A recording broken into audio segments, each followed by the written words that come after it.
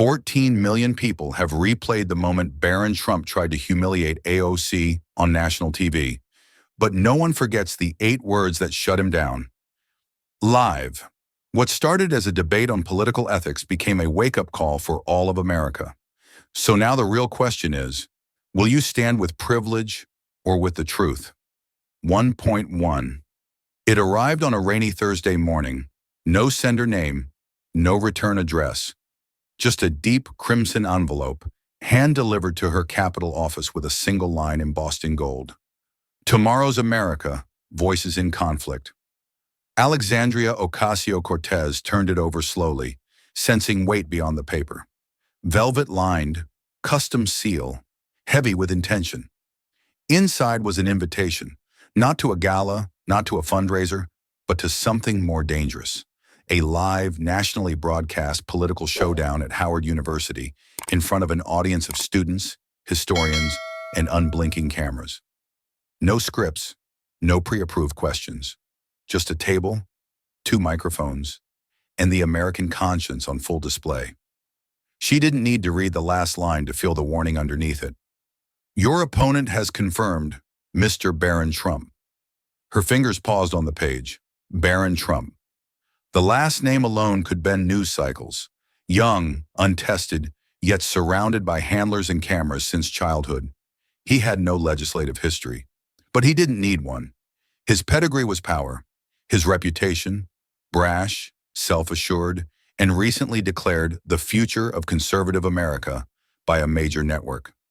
AOC leaned back in her chair. The storm outside tapped at the windows like ticking clock hands. She didn't flinch. Across town, Barron stood in front of a mirror, adjusting the collar of a midnight blue jacket tailored for confrontation. Behind him, 2 aides rehearsed talking points. You've got this. Don't overthink it. Just remember, frame her as reactionary. Stay calm, stay confident. He smirked. Calm is easy. I was born for stages like this. But calm wasn't what this night would demand. Back in her office, AOC laid the envelope flat on the table and stared at it like it was a courtroom summons. Why her? Why now? Was it a trap? A setup for a viral moment? Or worse, was it a genuine attempt to legitimize someone who hadn't earned the mic simply because of a name? She stood and walked to the window, watching the storm roll in across the National Mall. This wasn't just about policy anymore. This was about presence, about who gets to define America's future, about whether experience, hard work, and lived struggle still held weight in a room obsessed with spectacle. She picked up the envelope again. It had a faint smell of cologne, rich, expensive, too eager to linger. Later that night, alone in her apartment, she opened an old leather folder, notes from her first town hall in the Bronx. Handwritten questions from mothers, janitors, students. Why does no one listen to us? One read. How do you stay standing when they keep trying to silence you? She folded the letter carefully, slid it back inside, and whispered, You don't stay standing by staying silent. The next morning, the headline broke. AOC and Barron Trump to face off in live ethics debate. No filters, no teleprompters, no escape. Twitter melted. News panels speculated. Commentators clashed. Some called it America's past versus its future. Others, substance versus surname. But most just asked one question. What happens when a Bronx-born congresswoman with receipts walks into the ring against the heir to an empire? Nobody knew, but the stage was set, and the red envelope had already been opened. It was nearly midnight in Washington. The city had quieted to a hum, but Alexandria Ocasio-Cortez was still awake, seated cross-legged on the floor of her apartment, surrounded by scattered pages of budget drafts, ethics committee transcripts, and post-it notes color-coded with handwritten stats. A cup of untouched mint tea had gone cold beside her. On the wall, a framed photo of her late father stared down, a reminder not of loss, but of origin. This wasn't just a debate, it was a reminder of how far she had come. The soft glow of her laptop cast a halo around her, highlighting margin notes and highlighted clauses in a 423-page federal policy proposal. One Barron Trump would likely try to twist into a weapon. She'd read every page, twice. Not because she was afraid of being caught off guard, but because she knew that when people like her walked into rooms like this, they were expected to prove they belonged before they ever opened their mouths. Her hand hovered over a flashcard that read, HR 1093, Emergency Clause Breakdown. She didn't need it. She knew the bill backwards. But she also knew this wasn't about facts alone. Barron wouldn't come with precision. He'd come with flair, with a practiced smirk and the casual certainty of someone who'd never had to explain their place in the room. She'd seen it before. She'd lived it before.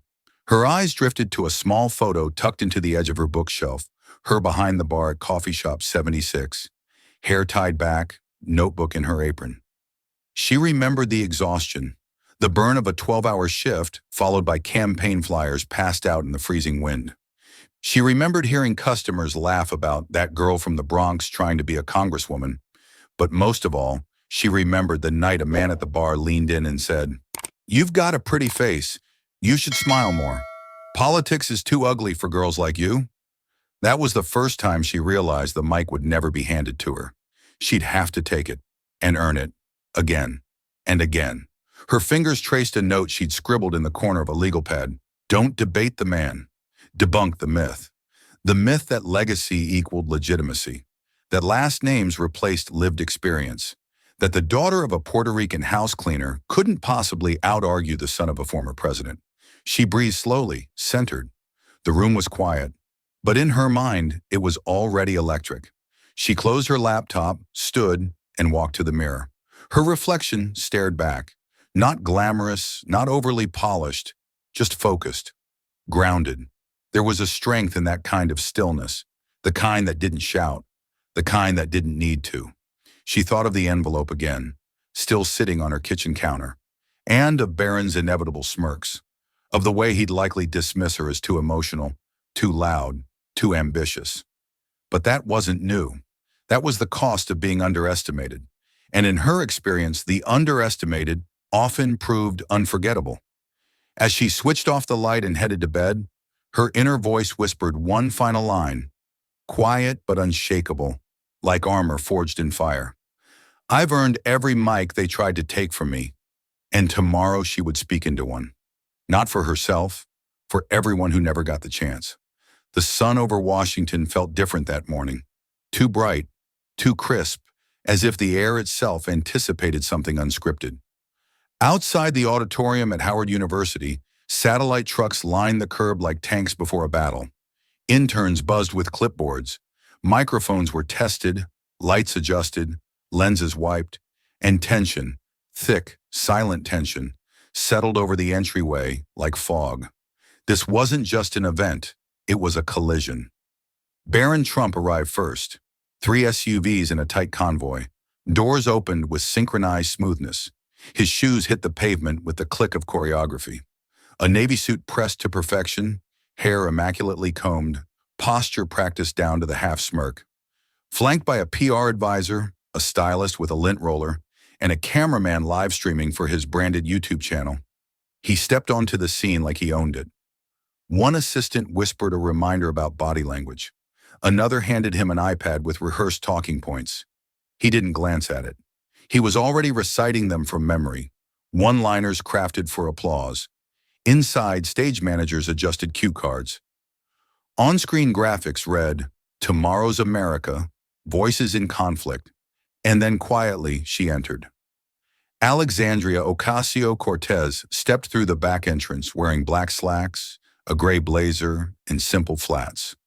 No entourage, no cameras, no fanfare. Just a single binder hugged to her chest and white earbuds tucked beneath her hair, her face calm, focused. No need to rehearse lines. She came with lived ones. Security nodded as she passed, not because they were told to, but because they remembered the woman who'd once walked alone into rallies with nothing but a clipboard and a cause. In the hallway just outside the green room, the two collided. Not physically, visually, a silent standoff.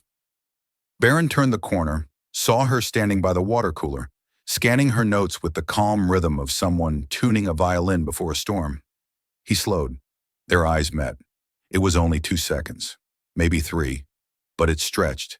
His gaze scanned her, No cameras, no handlers, no performance polish. Her gaze steady, unreadable, locked with his. She didn't blink, didn't flinch. The look on her face didn't say, "I'm ready for you." It said, "I'm not here for you. I'm here for the people you forgot." He looked away first. Down the hall, a production assistant whispered, "We go live in 15. Mics were tested again. The moderator cleared her throat backstage. The student audience filed in with murmurs, notebooks, and cell phones poised for history. AOC slipped her earbuds out, straightened her binder, and walked calmly toward the stage door. Barron's team adjusted his collar one last time. Two worlds were about to share a single stage. Only one would leave with their silence intact. The lights burned hot against the glossy wood of the debate stage. Two chairs, two nameplates. One table between them, holding nothing but a glass of water and a ticking clock neither of them could hear. The audience settled. Students, professors, journalists, a few hand-picked influencers, and the red on-air light blinked to life. Tomorrow's America, voices in conflict streamed across screens nationwide. The moderator welcomed the audience with poised neutrality, her tone smooth, but the tension in the air already had its own language. Today's conversation, she began, is about political ethics, legacy, and leadership in the next generation. Two voices, one table. Let's begin. Before AOC could speak, Barron leaned in, resting an elbow casually on the table, that trademark smirk inching up like a curtain on a performance. His voice was smooth, practiced, and just loud enough to imply dominance without overt aggression. Well, before we dive into the deep end, I'd just like to say, it's inspiring how far bartending can take you in America these days. A beat of silence. Then it came, laughter, not a roar, just enough. Some in the crowd laughed too quickly, looking around as if waiting for cues. Others chuckled with a twinge of guilt, unsure whether they were witnessing wit or disrespect. The camera caught a few smirks, a few glances exchanged. A producer backstage scribbled something on a clipboard. AOC didn't react. Not immediately. She blinked once, slowly, like someone allowing a lesser opponent to finish their move before countering. She let the laughter breathe, let the smugness have its 2 seconds in the sun.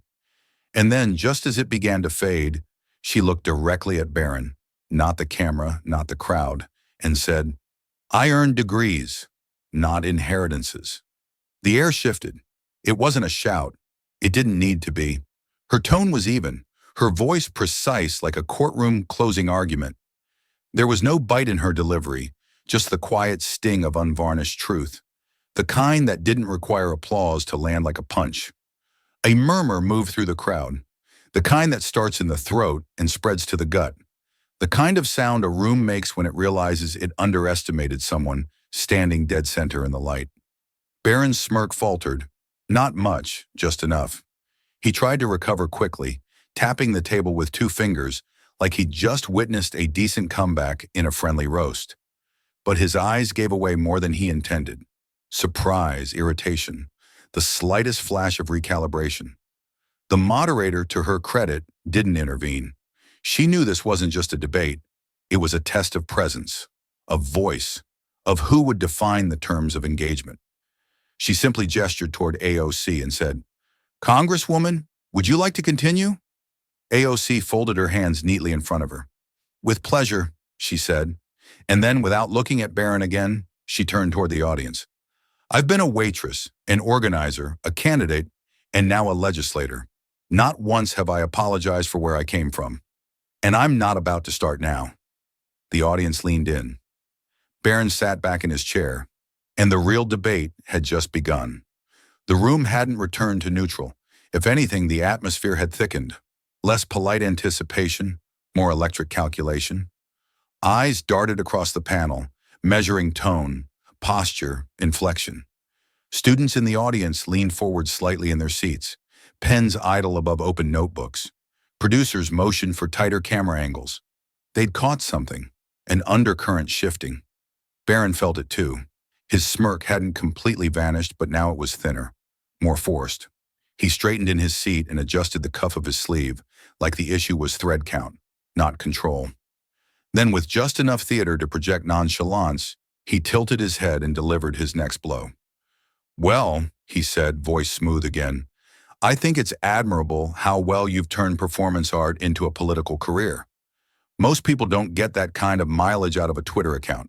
A few chuckles again, this time softer, more cautious. Some students exchanged glances, unsure whether they were watching a debate or something meaner disguised as clever. A camera caught one young woman in the third row, narrowing her eyes, her pen clicking shut with a snap. Barron's line hadn't landed the way he wanted. The room didn't laugh. It evaluated. AOC didn't blink. Instead, she pulled a single sheet of paper from her binder and placed it gently on the table between them.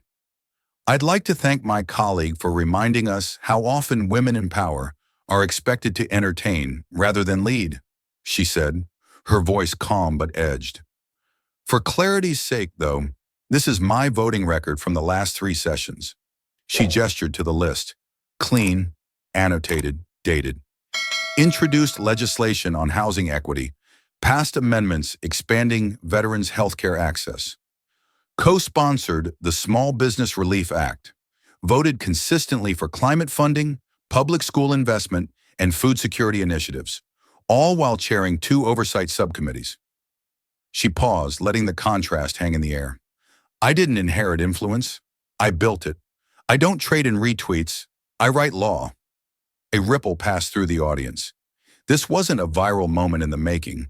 It was a course correction. The girl who once served drinks now served data.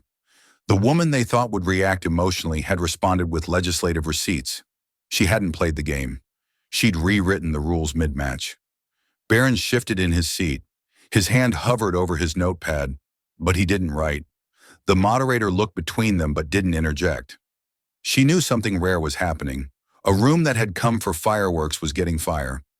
Yes, but it burned steady, controlled, unapologetically earned. From the back row, a student whispered, "She's not flinching." Another nodded. AOC leaned slightly forward, her eyes never leaving the crowd.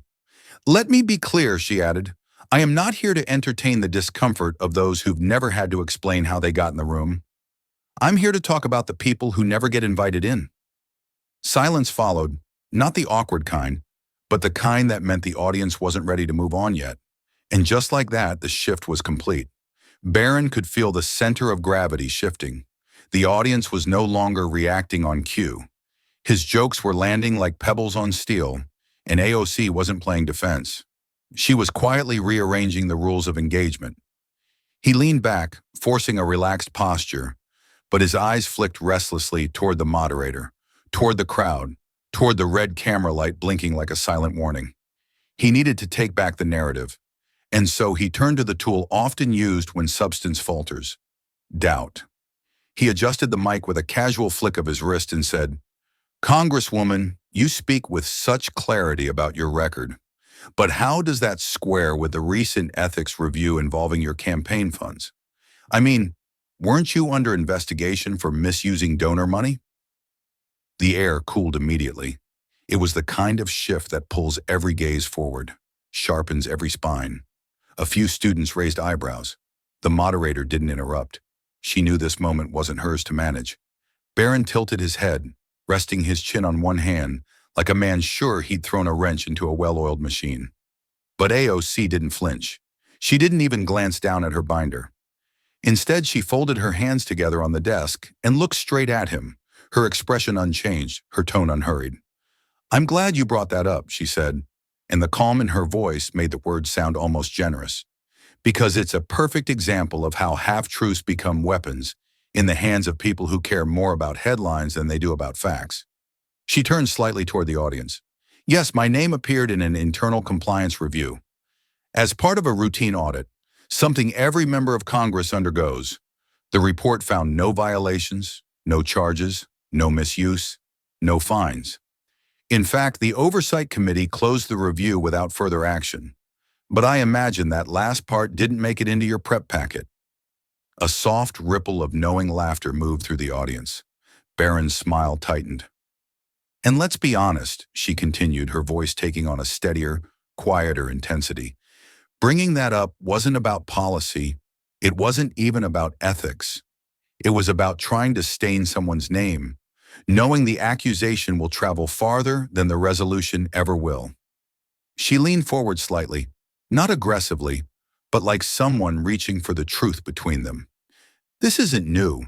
It's how power has tried to silence people like me for generations. First they ignore you, then they mock you, then they question your integrity, not because you've done something wrong, but because they've run out of arguments that are right. Now the room was still, not out of discomfort, but focus, the kind of silence that asked for more. AOC met Barron's gaze directly. Let me say this clearly. Weaponized headlines are not facts. They're confetti for cowards, flashy, fleeting, and designed to distract from the real work. No one laughed. They didn't need to. The applause that followed was slow, deliberate, almost reverent, like the audience had waited for permission to react. And now that they had it, they didn't hold back. Barron sat still, not defensive, but blank, like someone who had thrown fire and been met with steel. AOC adjusted her mic, never breaking eye contact. And I came here to work. Barron Trump wasn't out yet. Behind the flickering frustration in his eyes, calculation returned. The ethics angle had failed to rattle her, but he had one card left. Policy.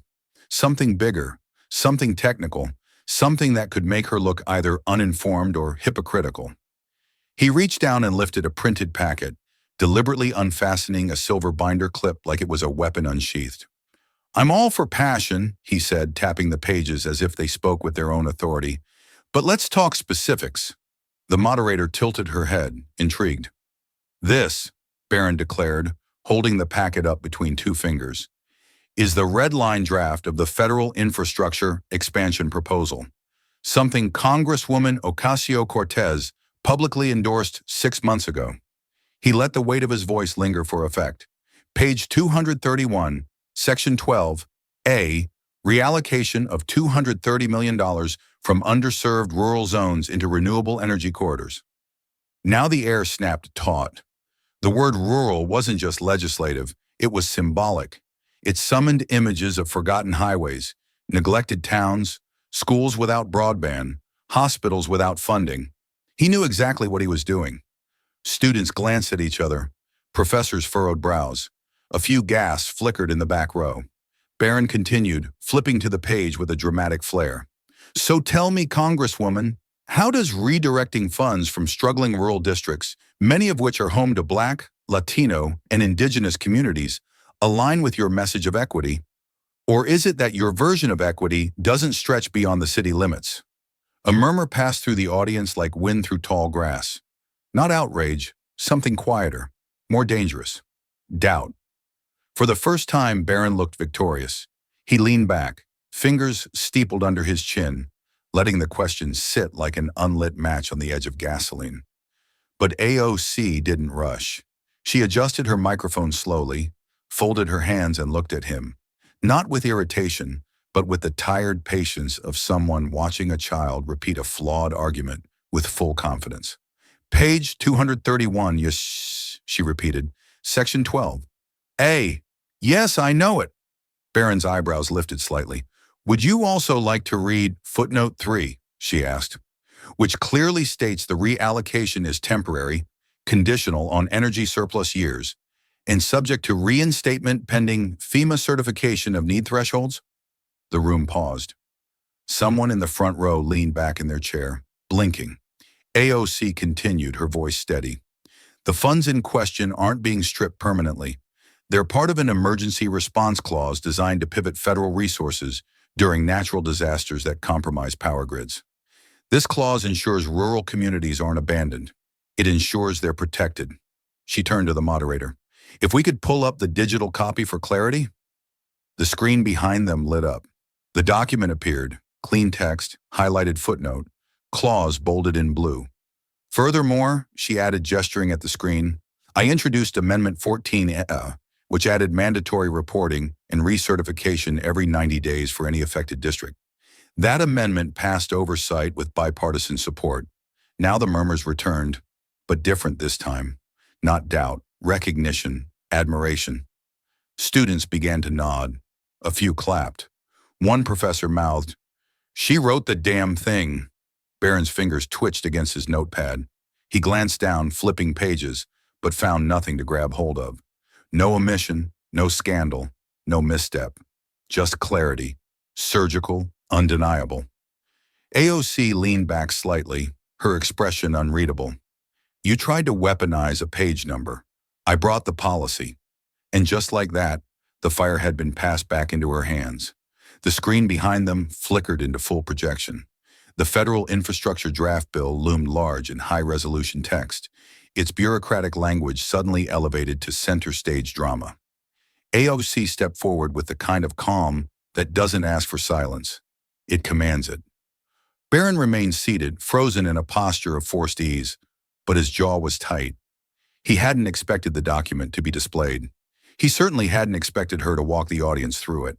Let's begin with what Mr. Trump chose to highlight, AOC said, tapping the screen where Section 12A began. This section, yes, proposes a reallocation of $230 million. That part is true, but what he failed to mention is right here. Footnote C. She circled the small text with the digital pointer. It clearly states that the funding shift is conditional. It only triggers during years where federal energy surplus exceeds 7.5% of projected national demand. That's not just technical language. That's a safeguard. She turned slightly toward the audience. What does that mean? It means this provision only activates when the federal government has more power than we need. It's about efficiency, not abandonment. The room was still. Students stared at the screen. Journalists scribbled furiously. Barron remained silent. The moderator didn't move. The red light on the camera blinked like a warning that had changed direction. AOC pointed again, her tone even more surgical. Now here, this is the language that matters. Any district affected by temporary reallocation shall receive full restoration of funds within 90 days of FEMA certification of threshold risk levels. She paused to let the clause settle in. That's not a loophole. That's a promise. Barron tried to interject. You're twisting the... I'm quoting the bill, she said, not even turning to him. Word for word. Then came the final blow. And here, she flipped to a highlighted section on the digital display, is Amendment 14F, which I authored. This amendment was added to require bi-weekly public reporting of all district-level reallocations, including those involving indigenous, rural, and environmental justice zones. It ensures transparency. And guess what? She looked directly at him. It passed oversight 3 weeks ago, unanimously. The weight of that word, unanimously, hung in the air like a dropped gavel. You cherry-picked the sentence, she continued, voice low but sharp. I authored the amendment. That's not debate, that's distortion. There was no immediate applause. The moment had gone beyond that. The audience was locked in something deeper than reaction. It was recognition, of command, of clarity, of who had done the work and who had fumbled for headlines.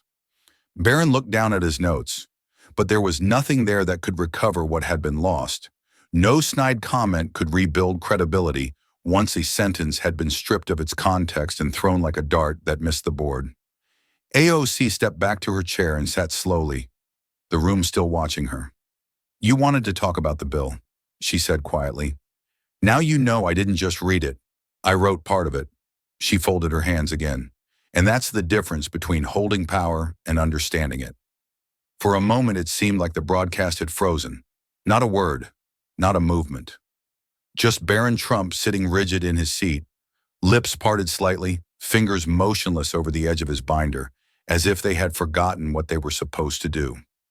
He glanced at the moderator, then at the glowing screen behind him, then back at his notes. But the words weren't there anymore. Not the right ones. Not the sharp, cutting ones that had earned him smirks and sound bites in earlier interviews. Not here, not now.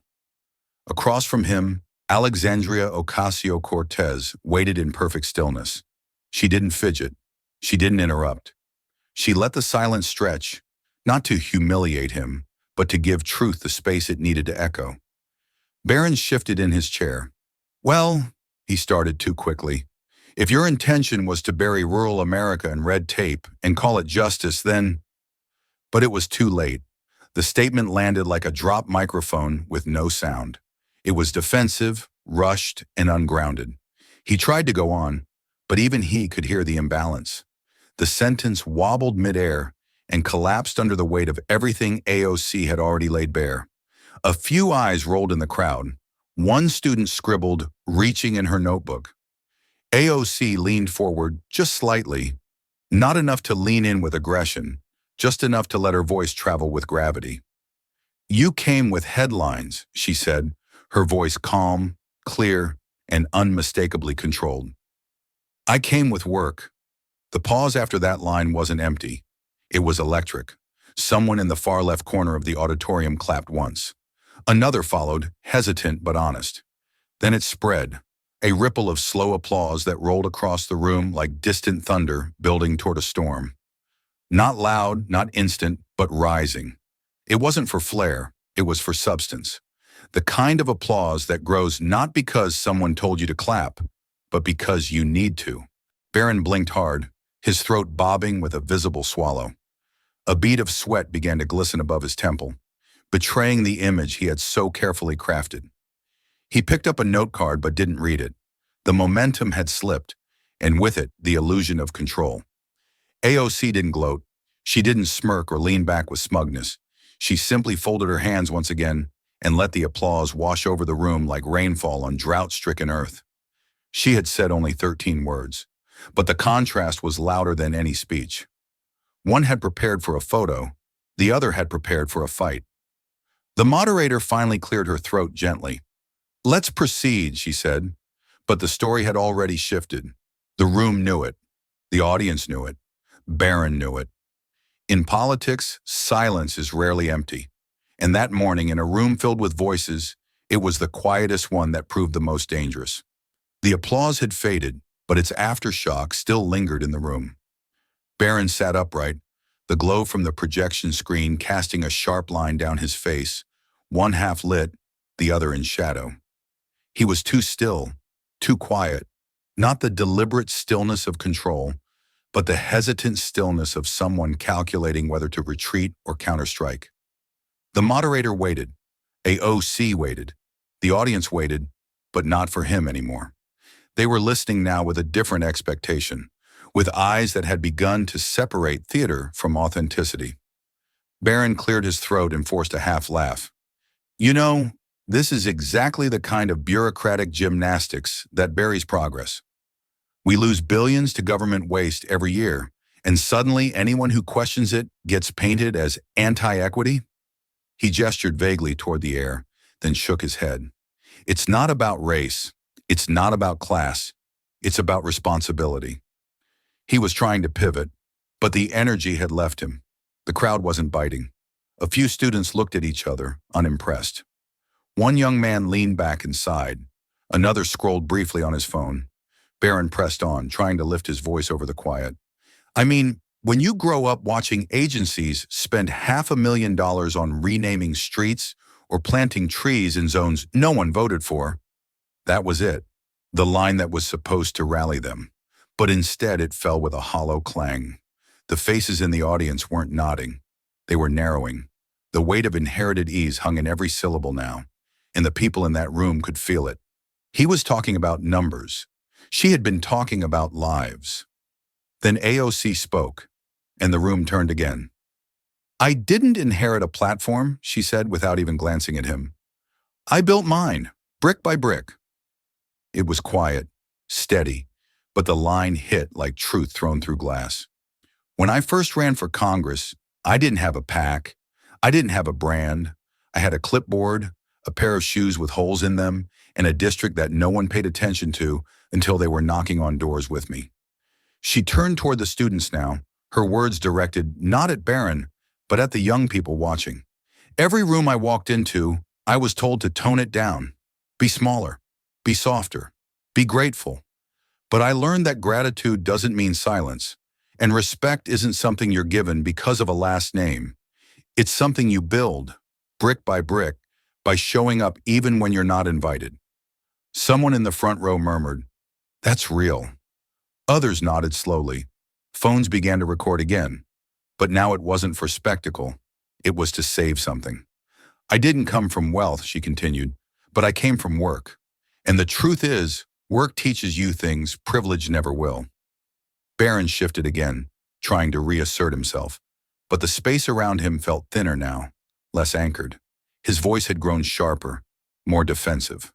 Hers had grown quieter, and yet it echoed louder.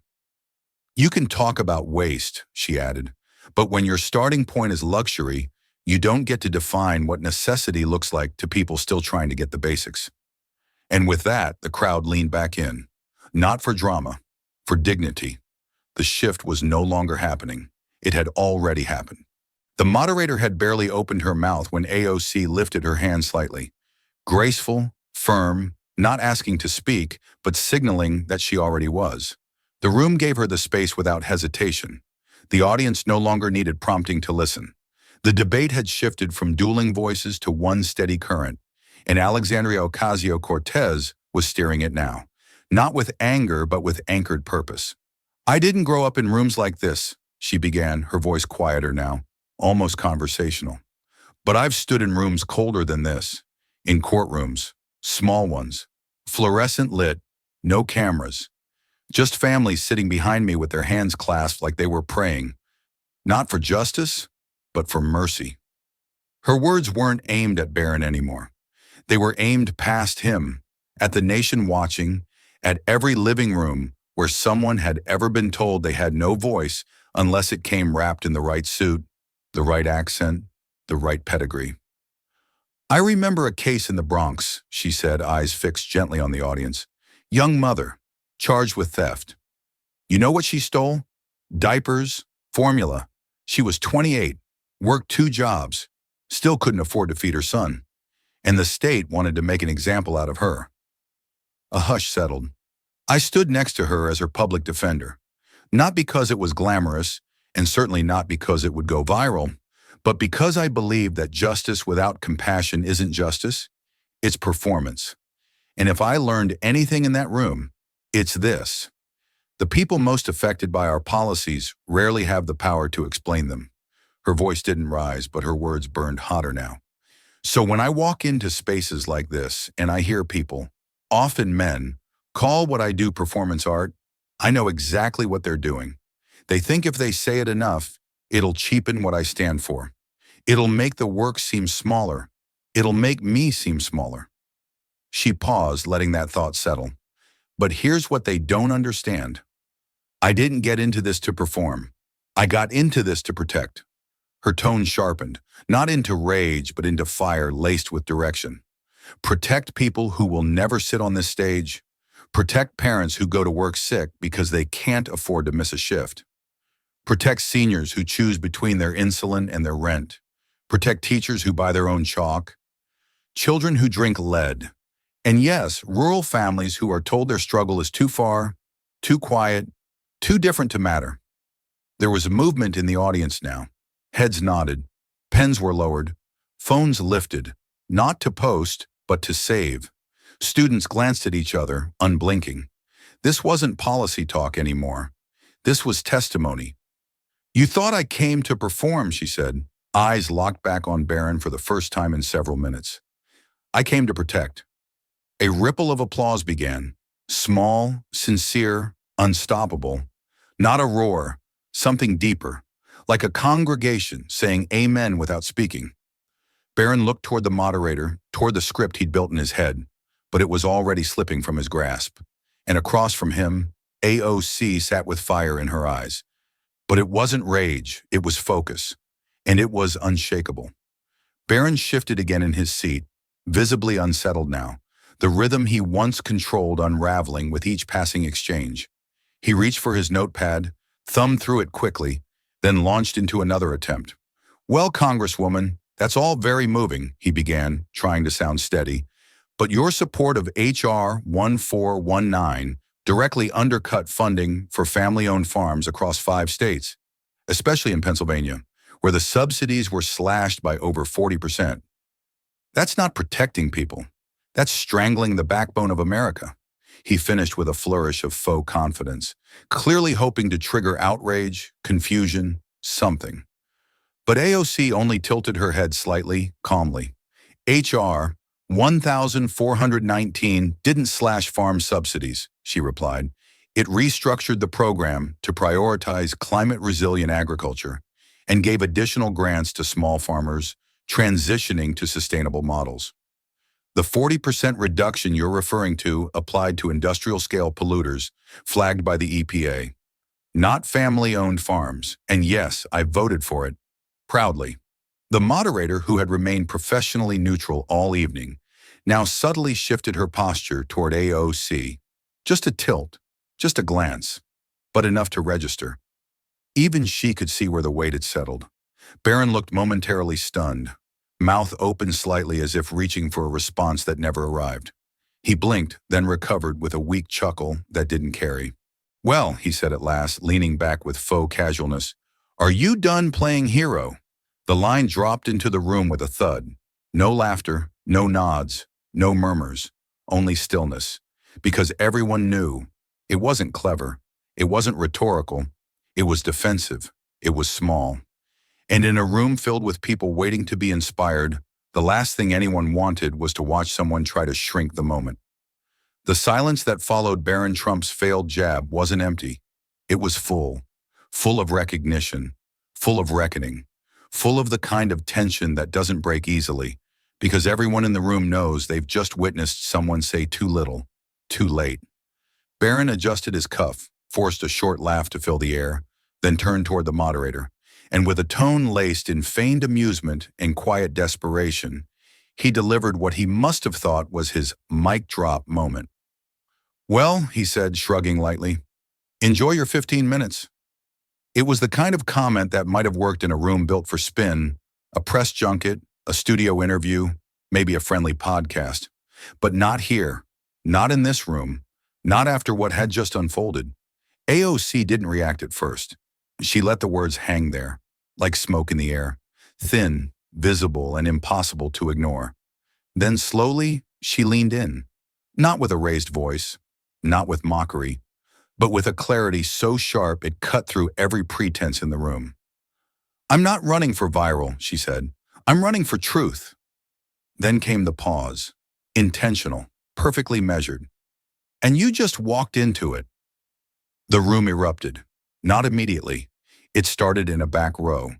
Two students slapping the tops of their desks, whooping. Then a ripple of applause spread forward like wildfire through dry grass. The kind of reaction that comes not from choreography, but from the release of something that had been building too long to contain. Thunderous, unscripted, real. Cameras swung wildly to capture faces.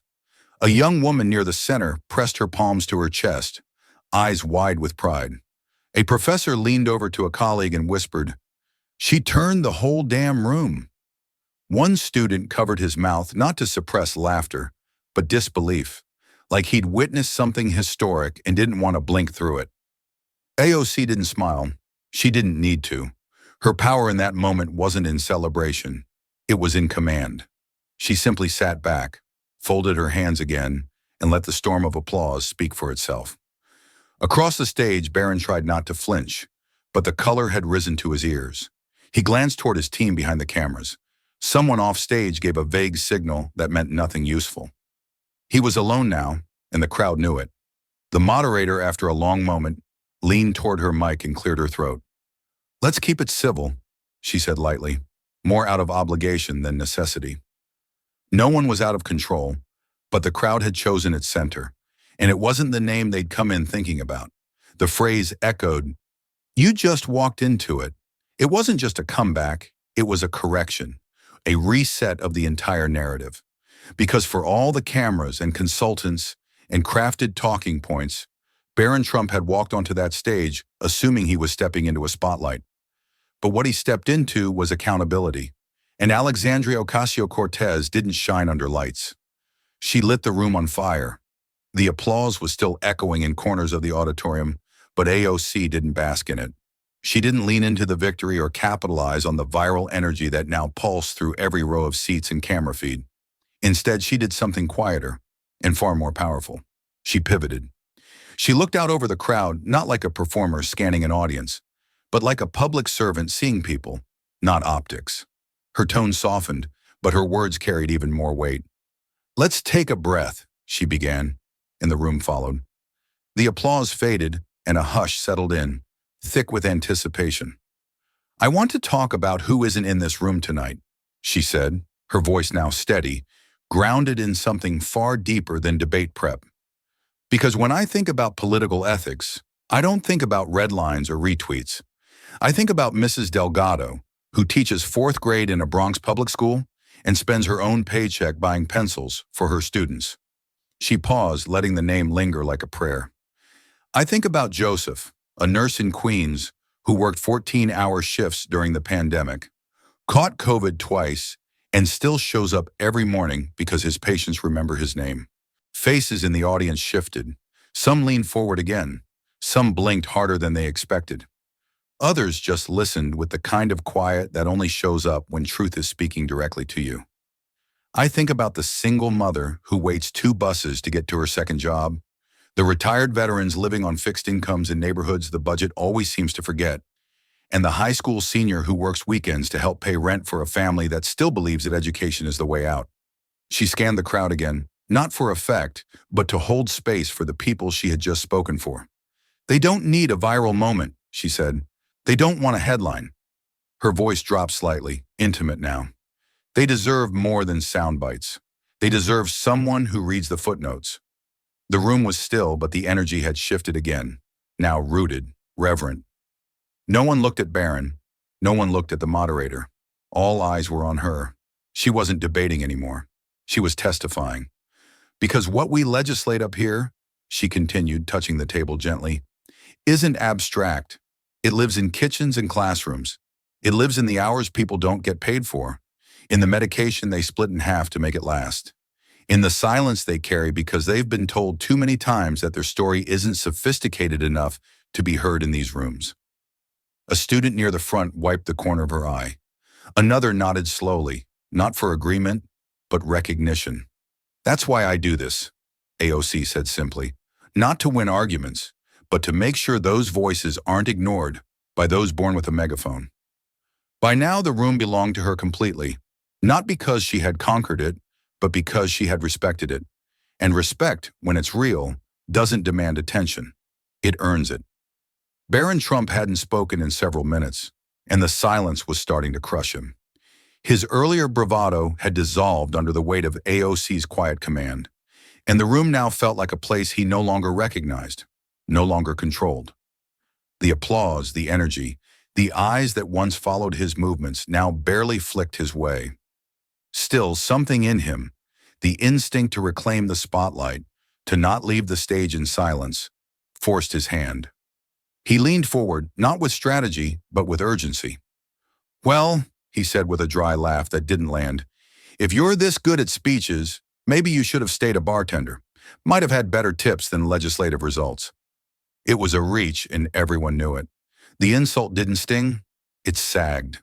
The crowd didn't gasp, didn't even flinch. They'd heard that tone before, the condescending fallback of someone trying to bait a reaction when logic had failed. A few heads turned toward AOC, not with concern, but anticipation, because they already knew what was coming. She didn't raise her voice. She didn't change her posture. She didn't even look at him right away. She took a breath and then turned slowly to face him. "Your discomfort with facts," she said, each word deliberate, "doesn't make them any less true." There was no applause this time, no outburst, just the stillness of a final, undeniable fact falling like a stone in a glass pond. Clean, cold, irrefutable. Barron didn't speak. He didn't smile. He didn't even blink. The moderator, sensing the shift had reached its end, cleared her throat and leaned into the microphone. Her voice was calm, but it held a subtle weight of conclusion. "That brings us to the end of this segment. Thank you both for your time, your perspectives, and your service." AOC nodded once, eyes forward. Barron stared down at the table, a single hand flattening the corner of his notepad that no longer held anything useful. And just like that, the first round was over, not with fireworks, but with finality. The cameras stopped rolling, but the room didn't move, not right away. The red light on the lens went dark, signaling the official end of the segment.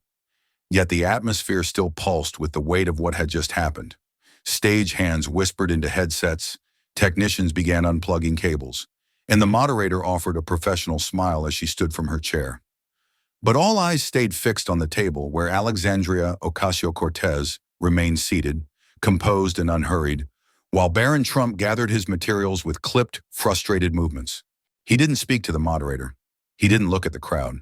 He tucked his notepad into a leather binder, gave a brief wave toward his team off stage, and made for the nearest exit. Fast, but not quite fast enough to look unfazed. There was no press line waiting, no audience call-out, no handshakes. Just the sound of dress shoes tapping stiffly down the hallway and a closing door that no one turned to follow. A few murmurs rose, not in shock or excitement, but in observation. The students who'd once leaned forward to hear Barron's opening jabs now leaned into one another, whispering not about what he said, but about what he didn't finish. In contrast, AOC remained exactly where she was, fingertips resting gently on the edge of the table, her expression calm, steady, present. She didn't rise immediately. She waited. She watched the crowd with intent, not scanning for recognition, but seeking connection. And when the first hand went up, from a student in the second row wearing a Howard hoodie and holding a notebook filled with highlights and question marks, AOC smiled, stood, and walked toward her without hesitation. What followed wasn't grand or staged. It wasn't even loud. It was a conversation. AOC found a corner of the auditorium where the students began gathering on instinct, forming a quiet semicircle. There were no cameras broadcasting now, no microphones amplifying her voice. Only curious minds and lived experiences waiting to be acknowledged. One girl, maybe 17, held a printed copy of the infrastructure bill. Another, older, wore a pin that read, "My mom voted." AOC knelt down slightly to their eye level, pointing to a diagram in the bill's appendix with her pen. "This section here," she explained, "is where the funding for school-based health centers gets outlined. It doesn't look like much on the surface. But this one clause is why kids in Ward 8 can now see a nurse without missing 3 periods of class." The two girls nodded slowly, one of them mouthing the words as she read along. That was the final image of the live stream replay, quietly cut in by the production team before they ended the feed.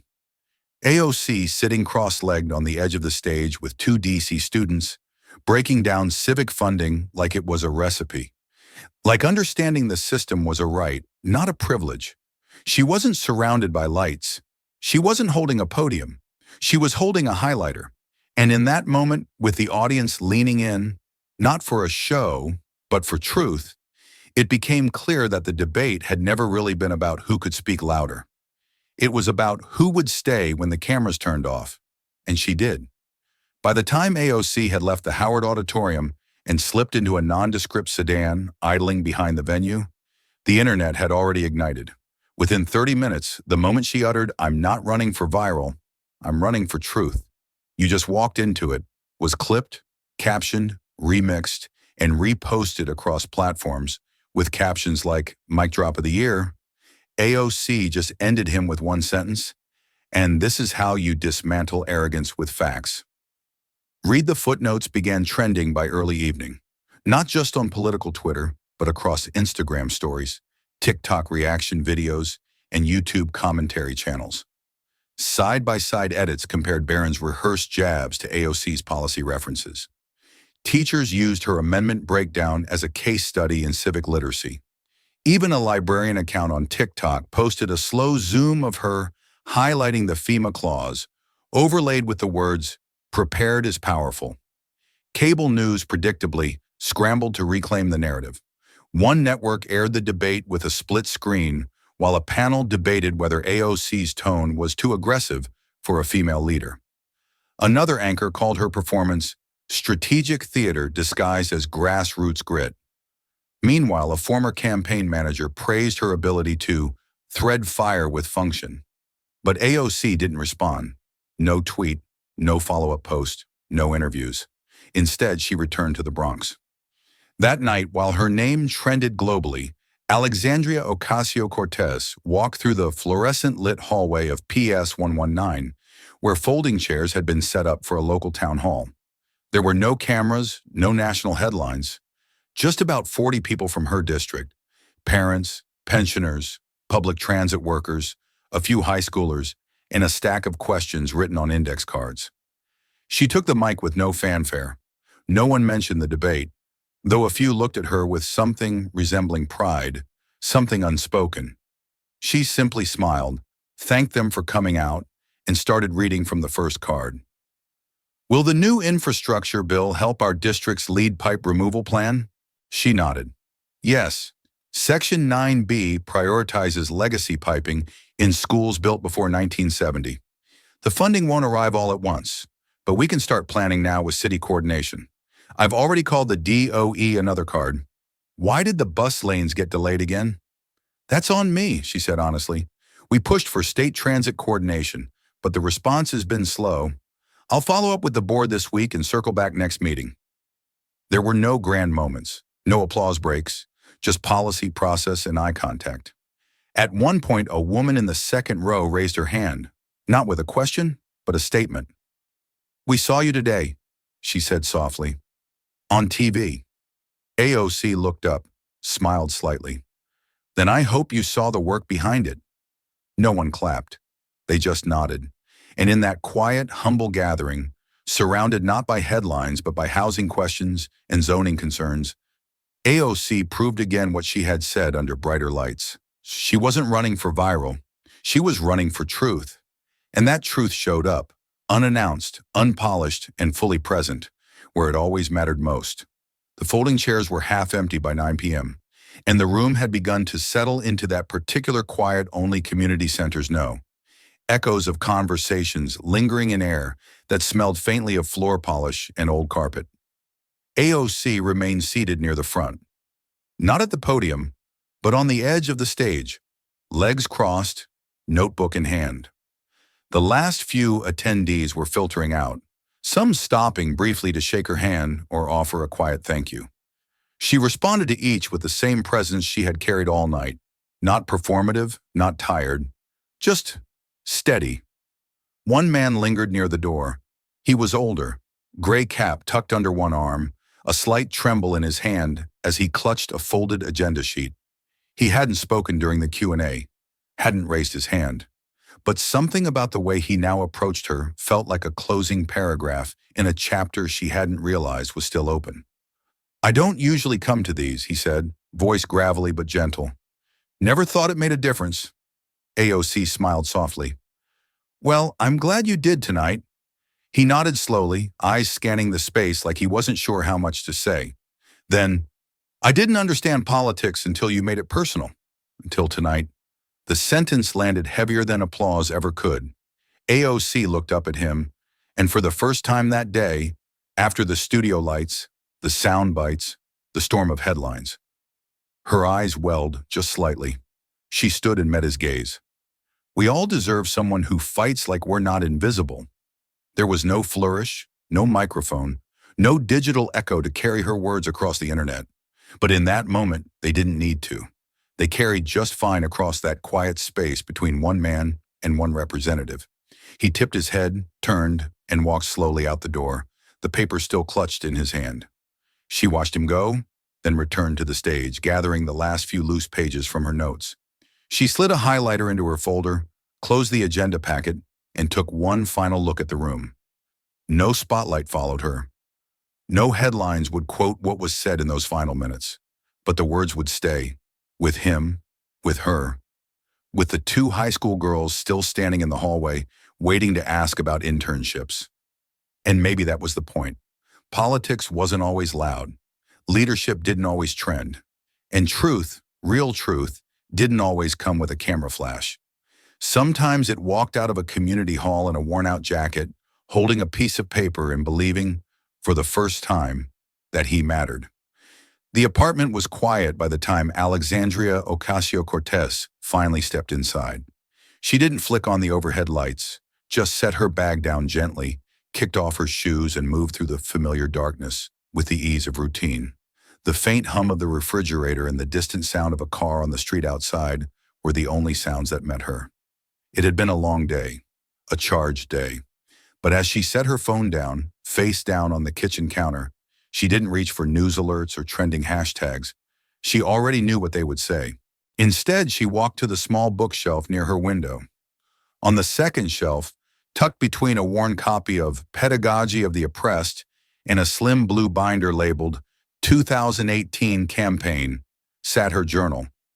A deep green leather notebook, scuffed at the edges, pages marked with post-its and pen ink that had bled through over time. She carried it with her during campaign stops, debate prep, late-night subway rides home.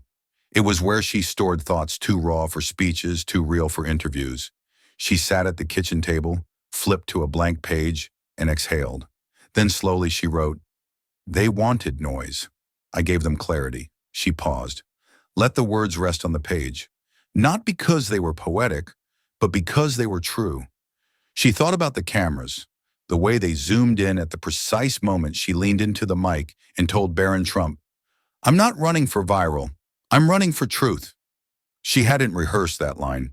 It had simply risen in the silence, shaped by months, years of walking into rooms she wasn't expected to speak in, let alone lead. She turned a few pages back, stopping on an old entry from early in her first campaign. It was dated May 12th, 2018. A line she had underlined 3 times read, "Speak with the same tone you use when the crowd is gone. That's when you'll know if it's really yours." She smiled faintly. Even then, she'd known what kind of leader she wanted to be. Reaching for the campaign binder on the shelf, she opened it gently. Inside were snapshots from the early days. Photos of her standing outside bodegas in the rain, speaking to groups of 5 or 6 on playground benches, holding up flyers while her hair stuck to her cheeks in the New York summer heat. There was one of her at a subway stop, handing out pamphlets at 6 a.m. with a styrofoam cup of coffee in one hand and her notebook in the other.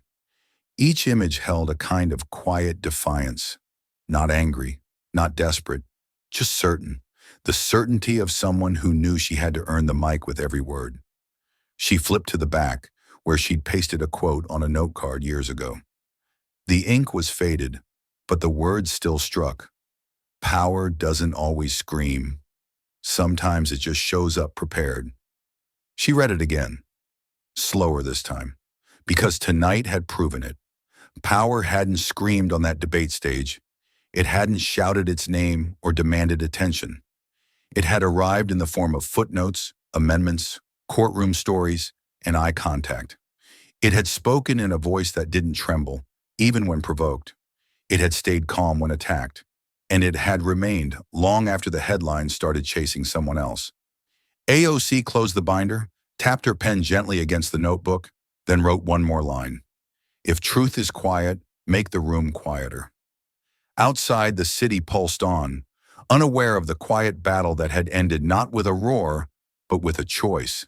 And tomorrow the headlines would spin, and the clips would loop, and voices on every channel would try to define what had happened. But she had already defined it, and the ones who needed to hear it, who had always felt invisible in the rooms where decisions were made, they had heard her. Loud and clear. She closed the journal. She didn't feel triumphant. She felt anchored, and that more than anything else was enough. By sunrise, the takes had already begun. Headlines lit up the political news cycle like fireworks across a night sky. Politico posted a banner feature titled, "Did AOC just end Barron Trump's political future?" The Atlantic offered a quieter framing, "Substance versus surname, what last night revealed about the next generation of power." Cable networks went into overdrive, looping the "I'm not running for viral" moment alongside slow-motion footage of Barron walking off stage. Analysts debated whether the young Trump had shown promise or simply inherited posture without preparation. Social media declared it a generational shift, a political reckoning, a textbook example of what happens when you bring ego to a policy fight. Everyone, it seemed, had something to say, except Alexandria Ocasio-Cortez. She didn't retweet a single clip. She issued no press statement, no celebratory post. She didn't call into MSNBC or sit for the Sunday shows. While her name climbed trending lists for the 3rd day in a row, she walked into her office on Capitol Hill and went straight to work. Legal pads stacked, policy staff waiting, coffee already cooling on the corner of her desk. At 10:03 a.m., her team quietly filed a new draft bill for introduction to the House floor, the Educational Access and Equity Transparency Act. AOC's staff didn't hold a press conference. They simply emailed the draft to co-sponsors, many of whom had been quietly working with her on the language for weeks. The bill aimed to create an independent oversight commission tracking federal education funds earmarked for low-income and historically underserved districts. It would require transparent reporting of delays, establish school-level audits, and expand broadband infrastructure where it remained non-existent. The bill included no shout-outs, no culture war language, no campaign bait. But the timing was unmistakable. The woman who had dismantled misinformation in a televised ethics debate just filed legislation that would do the same thing, this time for America's schools. One staffer handing the proposal to a senior committee member simply said, she wanted the conversation to go deeper. This is what deeper looks like. Back on cable news, the talking heads churned on. Pundits wondered aloud whether Barron Trump's team would pull him from upcoming forums. A political strategist on a Sunday panel called it one of the most lopsided live exchanges in modern political memory. Another asked if this would become the moment college professors cite when teaching political communications. A few loyalist voices tried to salvage the loss, framing AOC as overprepared and scripted. But the crowd, both online and off, had already decided. You don't win a policy battle by shouting louder. You win by knowing what's on page 231 and why it matters. And yet, AOC remained silent, not because she had nothing to say, because she had already said it, clearly, calmly, on record.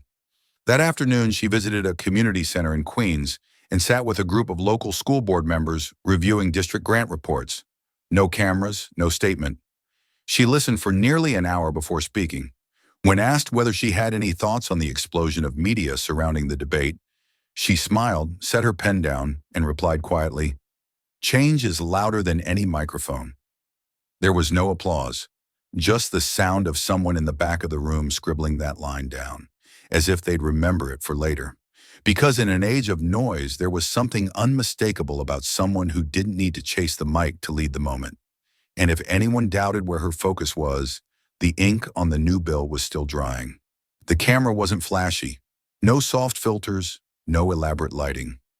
Just a fixed frame, a plain wall, and Alexandria Ocasio-Cortez seated at her desk in a navy sweater, hair pulled back, a pen resting beside her notes. She had waited a full day to record it, not out of delay, but discipline. The clips, the commentary, the chaos had come and gone. The media had said what they needed to say. Now it was her turn, not for rebuttal, but for reconnection. She clicked the record button herself. No staff, no production team, just her, the lens, and the people she served. A beat of silence, then she began. I've been thinking a lot about the last few days, about the noise, the headlines, the spectacle, and I want to take a moment, not to respond, but to reflect. Her voice was calm, composed, not dulled by fatigue, but sharpened by purpose. I know what it's like to walk into a room where you're not expected to lead. I know what it's like to be talked over, dismissed, called emotional, dramatic, or too ambitious, just for showing up with conviction. She folded her hands together. But I also know what it's like to stand your ground, to come prepared, to speak not for applause, but for the people who don't have a mic, don't have a title, don't have a last name that opens doors. She glanced briefly at her notes, then back into the camera. And if you've ever felt talked over, now's your turn. She let the sentence sit, uninterrupted. Somewhere across the country, a teacher paused their grading. A mother glanced up from a kitchen counter. A student replayed the line twice. AOC continued, "This moment, this movement was never about me versus him. That was never the point. What we're living through right now is bigger than any debate stage. It's a question we have to ask ourselves every day. Who gets to speak? Who gets to be believed? Who gets to decide what leadership looks like?" She leaned slightly closer to the camera, not out of intensity, but intimacy. And maybe the most dangerous lie we're told is that truth has to shout to be heard, that unless it trends, unless it cuts, unless it goes viral, it doesn't matter. A breath. But that's not true, because real truth, it doesn't go viral, it goes forward. Her eyes didn't flinch. Her voice didn't waver. Every word was placed like a stone in a foundation she'd been building since the first door she knocked on in the Bronx. You move it forward every time you vote, every time you show up, every time you read the fine print when someone else hopes you won't, every time you remind someone that their story matters, that their voice counts, that their fight is worth continuing. She reached for the pen beside her, clicked it softly, then set it back down. I don't need a headline. I need a country that listens when the people speak, not just when the powerful do. And then, quietly, like the end of a handwritten letter, she finished. So if you've been waiting for the right moment to raise your voice, consider this your permission. A final glance into the lens, steady, grounded, unapologetic. She nodded once softly and clicked stop. The screen faded to black. Then a final line appeared in white, centered against the darkness. The mic was never theirs. It was just waiting for you. This story wasn't about winning a debate. It was about reclaiming what leadership should look like. AOC didn't dominate with volume. She led with clarity, preparation, and purpose. In an era where outrage is often louder than truth, her decision to stay rooted in facts and to walk back into community spaces instead of media circuits felt revolutionary. She reminded us that real power doesn't always announce itself. Sometimes it simply shows up with the receipts and refuses to back down. Her message wasn't just for the stage, it was for anyone who has ever felt overlooked, dismissed, or underestimated. Through every answer, every pause, every moment of restraint, AOC quietly modeled what it means to fight for others, not applause. Now here's a question for you. Have you ever been in a room where your voice felt too small, and what would it mean to speak up anyway? This story is a work of fiction. While inspired by public figures, all characters, dialogues, and events, including those involving Barron Trump, Alexandria Ocasio-Cortez, AOC, and others, are entirely fictional and dramatized for storytelling purposes. Any resemblance to actual events or real-life conversations is purely coincidental. Thank you for watching and staying with us until the end. If this story moved you, challenged your perspective, or sparked reflection, we're just getting started. Subscribe to Content Alexandria Rising for more powerful narratives that push the boundaries of truth, imagination, and justice. Your voice matters. Your presence matters. And together, we rise.